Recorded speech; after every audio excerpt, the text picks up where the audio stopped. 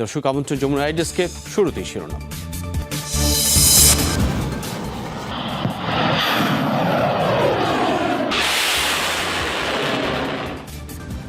যুদ্ধ শুরুর পর সবচেয়ে বিধ্বংসী হামলার মুখে ইসরায়েলের হাইফা। তেহরান সহ ইরানের বিভিন্ন শহরে রাতভর যৌথ বাহিনীর বোমাবর্ষণ।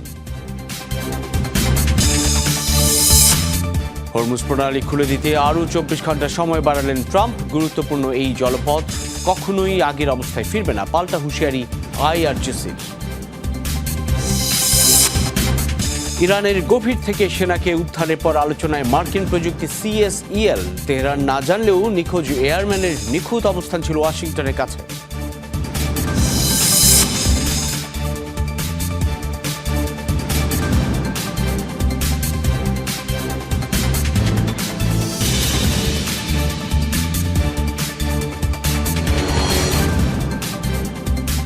শিরোনামগুলো দেখছেন। এসব বিস্তারিত সহ আন্তর্জাতিক অঙ্গনের সব শীর্ষ খবর নিয়ে আপনাদের সঙ্গে আছি আমি সাইফুদ্দিন রবিন।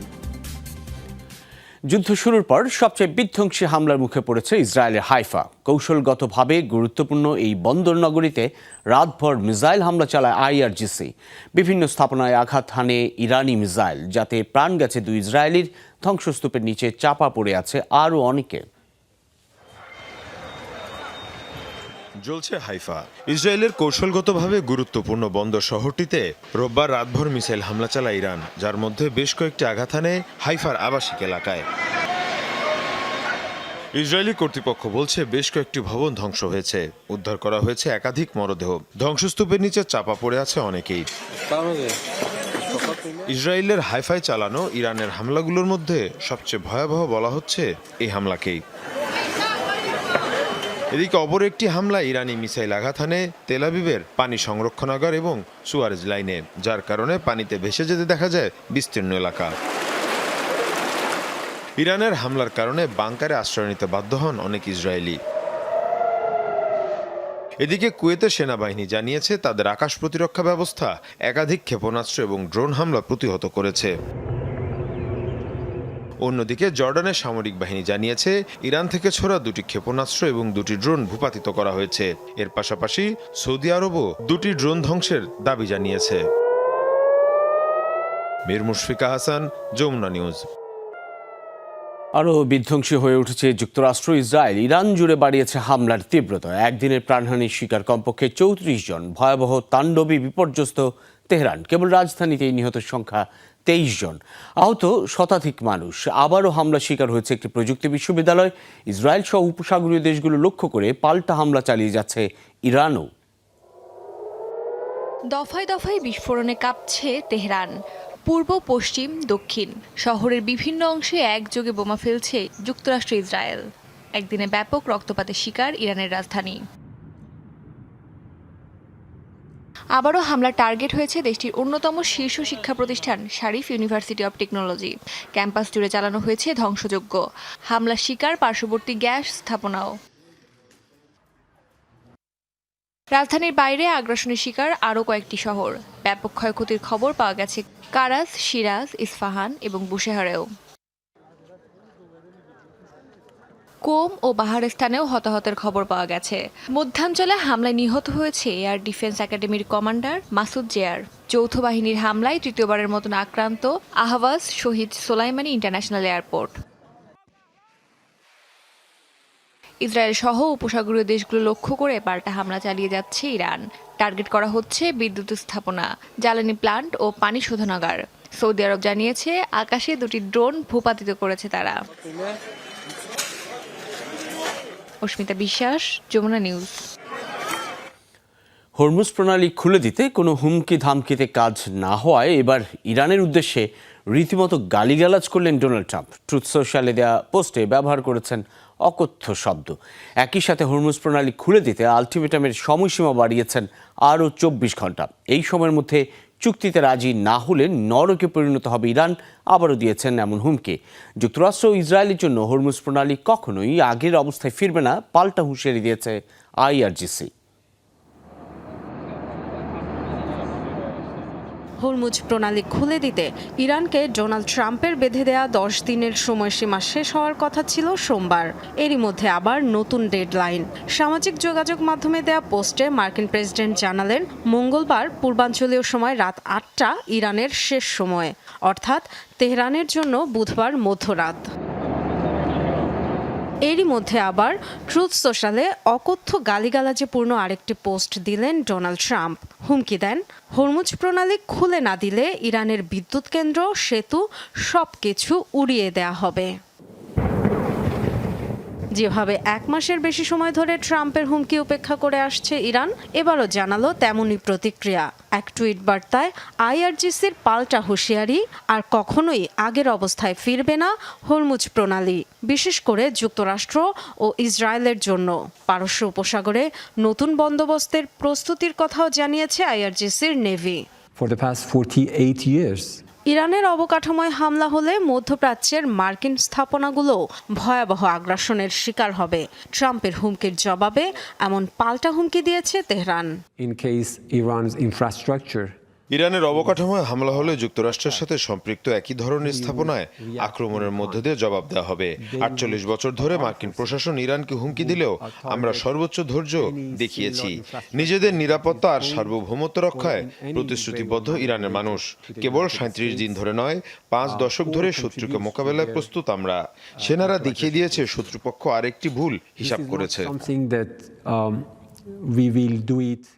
ইরানের সাথে যুক্তরাষ্ট্র ও ইসরায়েল যুদ্ধের জেরে হরমুজ প্রণালী ঘিরে আটকা পড়ে আছে কয়েক হাজার জাহাজ। ডরথি তাসরিন, যমুনা নিউজ। সম্ভাব্য 45 দিনের একটি যুদ্ধবিরতি চুক্তির শর্তাবলী নিয়ে যুক্তরাষ্ট্র ইরানের সাথে আলোচনা করেছে মধ্যস্থতাকারীরা। প্রস্তাবের শর্ত দুই পক্ষের হাতেই পৌঁছেছে বলে জানানো হয়। রোববার এমন তথ্য জানিয়েছে মার্কিন সংবাদ মাধ্যম এক্সিওস। যুক্তরাষ্ট্র ইসরায়েলের কয়েকজন কর্মকর্তা এবং সংশ্লিষ্ট মধ্যস্থতাকারীদের সূত্রে এই প্রতিবেদন প্রকাশ করা হয়। বলা হয়, 2 ধাপের যুদ্ধবিরতি কাঠামো নিয়ে আলোচনা চলছে। সাময়িক এই যুদ্ধবিরতির মধ্য দিয়ে উন্মুক্ত হতে পারে স্থায়ী যুদ্ধ বন্ধের পথ। হরমুজ প্রণালী খুলে দেয়া, ইরানের পরমাণু কর্মসূচির মতো স্পর্শকাতর বিষয়গুলো আলোচনা হতে পারে দ্বিতীয় ধাপে।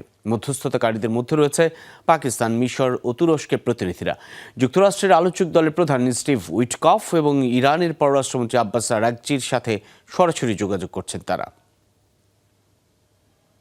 ইলেকট্রনিক এয়ার ডিফেন্স ব্যবস্থার সহায়তায় যুক্তরাষ্ট্রের উদ্ধার অভিযান ব্যর্থ করার দাবি করেছে ইরান।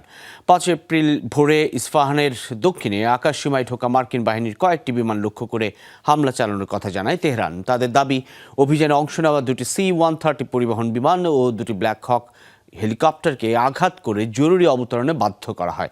ইরানের ভাষ্য অনুযায়ী পরবর্তীতে মার্কিন বাহিনী নিজেরাই ওই ক্ষতিগ্রস্ত বিমান ও সরঞ্জামে বোমা হামলা চালিয়ে ধ্বংস করে, যাতে ঘটনাটি আড়াল করা যায়। তেহরান আরও দাবি করেছে, ভবিষ্যতে যে কোনো অনুপ্রবেশ বা সামরিক অভিযান কঠোরভাবে প্রতিহত করা হবে।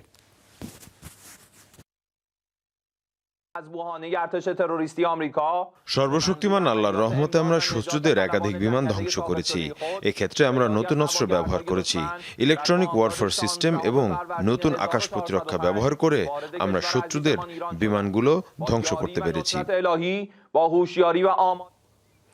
ট্রাম্পের হুমকির পরেই ভারতের পররাষ্ট্রমন্ত্রী এস জয়শঙ্করকে ফোন দিয়েছেন আব্বাস আরাগচি। রোববার ইরানের সঙ্গে ফোনে কথা বলার বিষয়টি নিজেই সোশ্যাল মিডিয়ায় পোস্ট করে জানিয়েছেন জয়শঙ্কর। লিখেছেন, বর্তমান পরিস্থিতি নিয়ে দুপক্ষের মধ্যে আলোচনা হয়েছে, যদিও এই আলোচনার বিষয়ে বিস্তারিত কিছু জানাননি তিনি। তবে ভারতের ইরান দূতাবাসের এক বিবৃতিতে বলা হয়েছে, দুই দেশের দ্বিপাক্ষিক সম্পর্কের পাশাপাশি আঞ্চলিক ও আন্তর্জাতিক পরিস্থিতি নিয়েও আলোচনা হয়েছে। শত্রুর ঘরে ঢুকে সেনাকে উদ্ধার, প্রাণপণ চেষ্টা করেও নিখোঁজ মার্কিন এয়ারম্যানকে ধরতে পারেনি ইরান। অথচ নিখুঁত অবস্থান জানত যুক্তরাষ্ট্র। মার্কিনীদের জন্য এই মিশন সোজা হলেও ইরানিদের জন্য ছিল খড়ের গাদায় সুই খোঁজার মতো। নেপথ্যে রয়েছে প্রযুক্তি আর বিশেষ প্রশিক্ষণ। কি সেই বিশেষ উপায়, যে পন্থা অবলম্বন করে আটকে পড়া মার্কিন সৈনিকেরা শত্রুপক্ষের ভূখণ্ড থেকে উদ্ধার পায়? শুক্রবার ইরানের দুর্গম পাহাড়ি এলাকায় বিধ্বস্ত হয় একটি মার্কিন F-15 যুদ্ধবিমান। ইজেক্ট করে প্রাণে বাঁচেন আকাশযানটির 2 এয়ারম্যান। শত্রুপক্ষের ভূখণ্ডের ভিন্ন ভিন্ন 2 স্থানে পতিত হন ওই 2 মার্কিন সেনা। সময়ের ব্যবধানে ইরানের থাবার নিচ থেকে ঠিকই ছৌ মেরে এয়ারম্যানদের উদ্ধার করে নিয়ে যায় যুক্তরাষ্ট্র। অন্যদিকে ন্যূনতম হদিসও পায়নি তেহরান। মূলত এর কারণ সামরিক গ্রেডের এক ধরনের জিপিএস ট্র্যাকার, যা সাধারণত মার্কিন পাইলট কিংবা ক্রুদের জ্যাকেটে থাকে এবং এটি শুধুমাত্র মার্কিন স্যাটেলাইট বা বিশেষ বিমানেই ধরা পড়ে, যার নাম কমব্যাট সার্ভাইভার ইভেডার লোকেটর CSEL বা সংক্ষেপে বিকন। এর মাধ্যমে ক্রুর অবস্থান পরিবর্তন হলেও নিখুঁতভাবে তা জানতে পারে কমান্ড সেন্টার, যার ফলে ইরানিরা যখন বড় এলাকায় তল্লাশি চালাচ্ছিল তখন মার্কিনিরা ঠিকই জানত কোথায় কোন পাহাড়ের খাঁজে লুকিয়ে আছে তাদের সেনা। এই যোগাযোগ ব্যবস্থা অত্যন্ত উন্নত এবং সাধারণ যে কোনো জিপিএস এর চাইতে আলাদা ও নিরাপদ। যেখানে মুঠোফোনে সাধারণ জিপিএস চলে ইন্টারনেটের উপর ভিত্তি করে, সেখানে বিকনের সরাসরি যোগাযোগ হয় মহাকাশে থাকা বিশেষ মিলিটারি স্যাটেলাইটের সাথে, অর্থাৎ এর জন্য কোনো টাওয়ার বা নেটওয়ার্কের প্রয়োজন পড়ে না।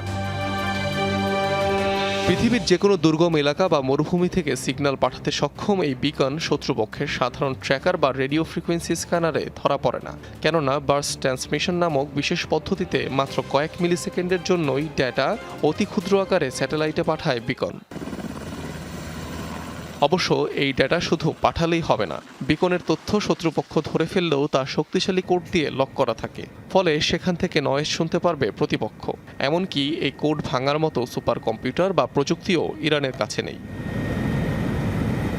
এছাড়াও শত্রু ভূখণ্ডে টিকে থাকার মতো বিশেষ প্রশিক্ষণ দেওয়া হয় মার্কিন সেনাদের, যে কারণে এমন পরিস্থিতিতে তাদের ধরতে পারা বেশ কঠিন হয়ে পড়ে প্রতিপক্ষের জন্য। অনিক রহমান, যমুনা নিউজ। ইরানের সাথে যুক্তরাষ্ট্র ইসরায়েলের যুদ্ধের জেরে আন্তর্জাতিক বাজারে অব্যাহত আছে জ্বালানি তেলের দাম বৃদ্ধি। আন্তর্জাতিক বাজারে ব্রেন্ট ক্রুড ফিউচারের দাম 2.2% বেড়েছে, যা প্রায় $2.5।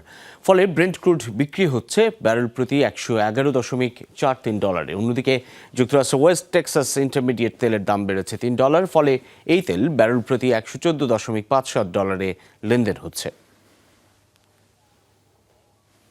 মধ্যপ্রাচ্যের উত্তেজনা আর জ্বালানি সরবরাহে অস্থিরতার প্রভাব এবার সরাসরি পড়েছে ভারতের সাধারণ মানুষের দৈনন্দিন জীবনে। তীব্র জ্বালানি সংকটে রান্নার গ্যাস না পেয়ে আদিম পদ্ধতিতে ফিরে যাচ্ছে গ্রাম থেকে শহরের বাসিন্দারাও। তবে তা নিয়েও রয়েছেন নানা ঝুঁকি ও চ্যালেঞ্জ। আমদানি নির্ভরতা কমিয়ে বিকল্প টেকসই জ্বালানি ব্যবহারে উৎসাহ দিচ্ছে মোদী সরকার। রান্নার জন্য চাই সিলিন্ডার গ্যাস, তার জন্য ঘন্টার পর ঘন্টা লাইনে দাঁড়িয়ে অপেক্ষা। ভারতের মুম্বাইয়ের এই দৃশ্য এখন নিত্যদিনের বাস্তবতা।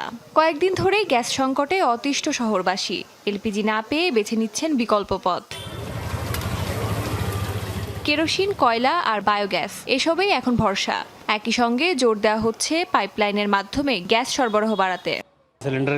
সিলিন্ডার পাওয়া যাচ্ছে না, কিন্তু আমাকে তো আমার সন্তানদের জন্য রান্না করতে হবে, তাই আমি কাঠের আগুনেই বাধ্য হয়ে রান্না করছি।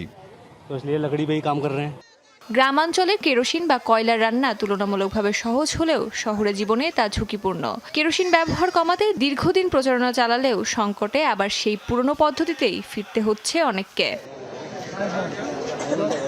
ভারতের মোট এলপিজি চাহিদার প্রায় 60% আসে আমদানির মাধ্যমে। 2025 সালে প্রায় 22 বিলিয়ন মেট্রিক টন এলপিজি আমদানি করেছে ভারত, যার বেশিরভাগই মধ্যপ্রাচ্য থেকে। ইরান যুদ্ধে হরমুজ প্রণালী বন্ধ হয়ে যাওয়ায় জ্বালানি সরবরাহে বড় ধাক্কা লেগেছে। পরিস্থিতি সামাল দিতে জরুরি ক্ষমতা প্রয়োগ করছে সরকার। সীমিত গ্যাস সরবরাহ নিশ্চিত করা হচ্ছে শুধুমাত্র গৃহস্থলীর জন্য।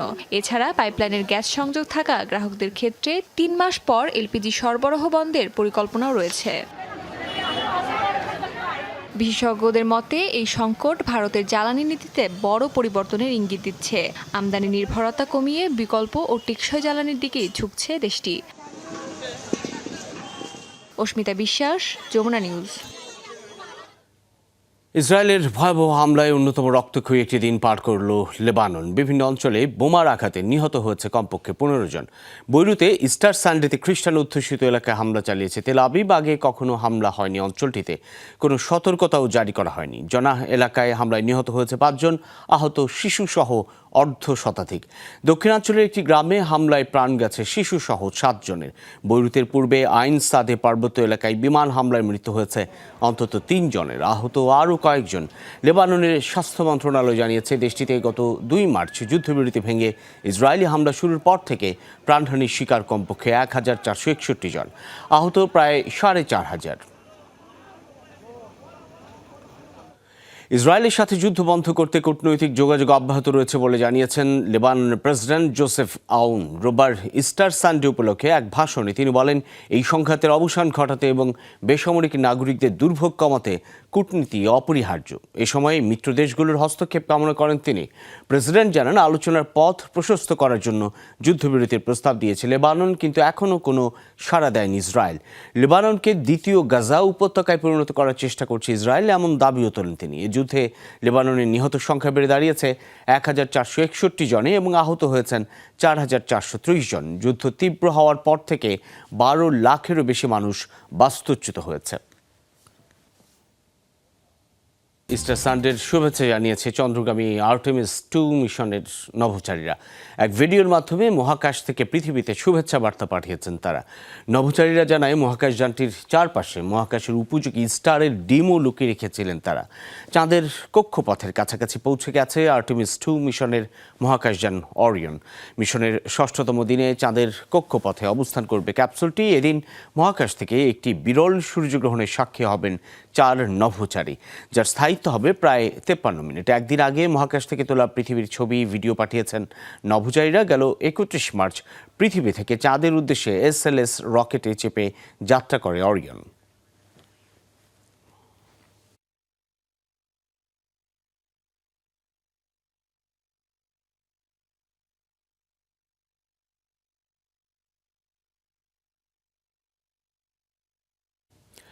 রাশিয়ার বন্দর শহর নোভোরোসিস্কে ড্রোন হামলা চালিয়েছে ইউক্রেন। আহত হয়েছেন অন্তত 8 জন। এছাড়া ক্ষতিগ্রস্ত হয়েছে 6টি আবাসিক ভবন ও 2টি বাড়ি। তবে রাশিয়ার সবচেয়ে বড় রপ্তানি বন্দরটি সরাসরি আঘাত পেয়েছে কিনা তা নিশ্চিত করেনি মস্কো। ইউক্রেন সাম্প্রতিক সময়ে রাশিয়ার জ্বালানি স্থাপনায় হামলা বাড়িয়েছে, যার লক্ষ্য তেল রপ্তানি থেকে আয় কমানো। রাশিয়ার দাবি, 3 ঘন্টায় 148টি ইউক্রেনীয় ড্রোন ভূপাতিত করেছে তাদের আকাশ প্রতিরক্ষা ব্যবস্থা। হামলার কারণে প্রায় 5 লাখ মানুষ বিদ্যুৎ বিচ্ছিন্ন হয়ে পড়লেও তা পুনরুদ্ধারের কাজ চলছে বলে জানিয়েছে কর্তৃপক্ষ।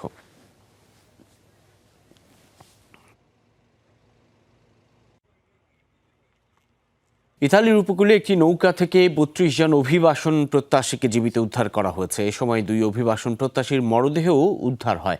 রোববার এই ঘটনা ঘটে। অভিবাসন প্রত্যাশীদের নৌকাটি লিবিয়া থেকে এসেছে। এদের মধ্যে বাংলাদেশিও রয়েছে। জীবিতদের তথ্য মতে নৌকাটিতে শতাধিক যাত্রী ছিল। এর মধ্যে সাগরে নিখোঁজ হয়েছে অন্তত 71 জন অভিবাসন প্রত্যাশী। Mediterranean Saving Humans and Sea Watch নামের দাতব্য সংস্থাটি জানিয়েছে, উদ্ধারকৃতদের ইতালীয় কোস্ট গার্ডের একটি টহল নৌকায় স্থানান্তর করা হয়েছে। সেখান থেকে তাদের ইতালির ল্যাম্পেদুসা দ্বীপে নিয়ে যাওয়া হয়। আন্তর্জাতিক অভিবাসন সংস্থার তথ্য অনুযায়ী এই বছর ভূমধ্য সাগরে প্রাণ হারিয়েছে অন্তত 683 জন, যা 2014 সালের পর সর্বোচ্চ। যমুনা আইরিসকে পর্যন্ত এতক্ষণ সাথে থাকার জন্য ধন্যবাদ সকলকে।